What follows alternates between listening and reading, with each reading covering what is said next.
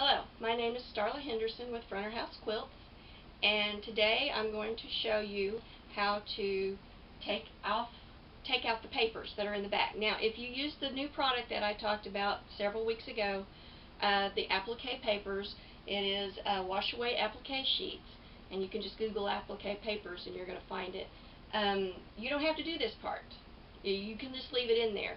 If you want, follow the package directions. You know, put warm water on it, it'll just disappear.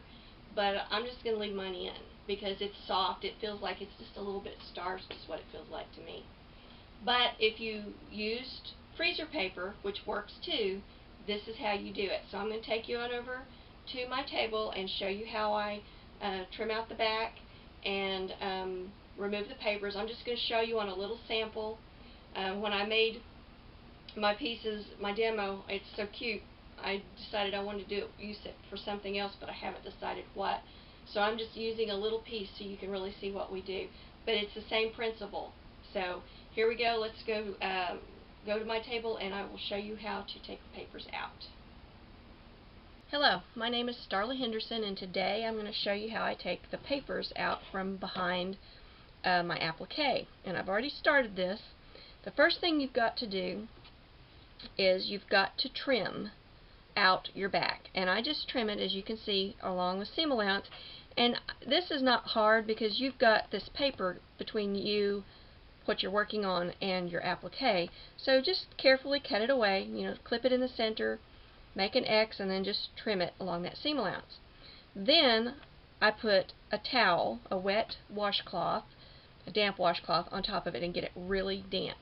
And you'll know it's ready when you can take your thumb or your finger and push that edge up away from your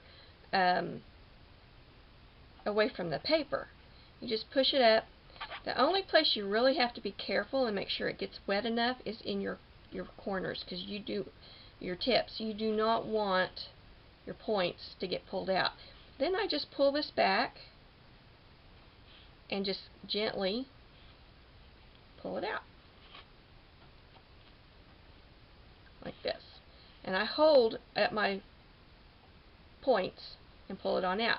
Now, as soon as you get it out, lay that down, and you want to dry this immediately with your iron, because if you don't, that wet fabric, if you leave it too long, it may run on you. Your colors may bleed. And for that reason, when I do this, I will work at a small section at a time. Like, I will do one part of one of the poinsettias. I'll get all trimmed out, but I will only dampen, you know, like 4 or 5 leaves along the edge, get that pulled out, dry it, and work my way around. That way I don't leave any place damp for very long. I get it done and dried right away. And if you do that, I haven't had any trouble with my colors bleeding. But if you don't, you could have trouble with that, especially with something red on a white. But as you can see, I didn't leave it wet for very long, so it didn't bleed. It worked out very nicely.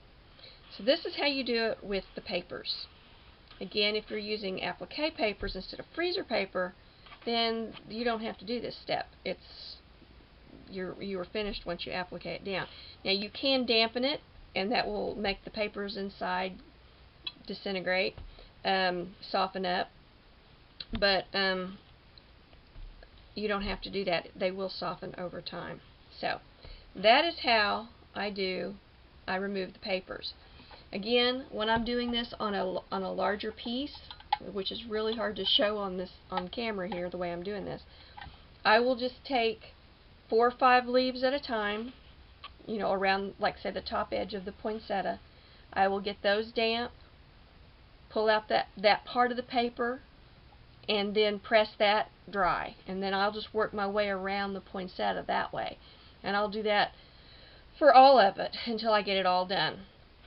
And that way I don't have trouble with it bleeding. But this is what I end up with. It's a very crisp, clean edge, and it looks neat on the back, just like it does on the front. My name is Starla Henderson with Fronter House Quilts, and this is how I remove the freezer paper from my applique pieces.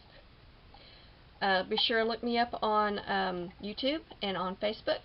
Subscribe to me on YouTube, that way you'll get all of my videos as soon as they are uploaded. You'll be notified. And I will see you next time. Thank you for joining me.